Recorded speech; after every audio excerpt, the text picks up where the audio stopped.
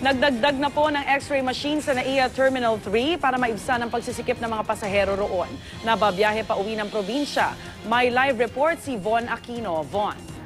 Yes, Rhea, kasabay nga ng pagdagsa ng mga pasaherong uuwi sa kanilang mga probinsya ngayong undas weekend ay siyang pagdaragdag ng kagamitan dito sa NAIA Terminal 3.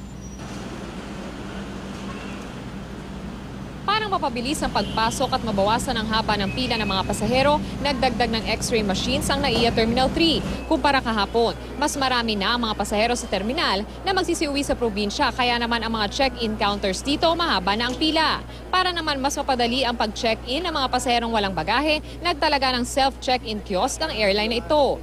Tulad ko, wala akong bagahe, so hindi ko na kailangan pumila sa check-in counter, diretso na dito. So mas convenient. Kasi kung sakali, kung walang ganito, kailangan mong pumila kasama nung may mga mag-check-in ng bagahe. So mas hassle. Malaking tulong naman daw sa mga pasaherong tulad ni Jose ang libreng charging station na ito sa terminal. It's better na mayroong charging station para makapag-ipon kami ng enerhiya sa aming mga cellphones.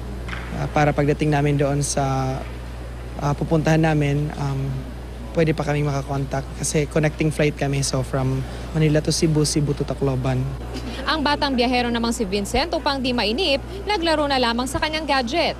Naglalaro ng iPad. Para? Hindi mainip. Nakaseta pa rin ang Oplan Ligtas Biyahe Desk upang bigyan ng tulong medical at information assistance ang mga pasahero. Rhea, sa mga oras na ito ay mahaba-haba pa rin yung pila dito sa entrance ng NAIA Terminal 3, no? At sa kabila niyan, mahigpit pa rin yung inspeksyon sa mga bagahe ng mga pasahero at syempre nakakalat pa rin yung mga pulis sa loob at labas ng paliparan. Rhea? Maraming salamat, Von Aquino.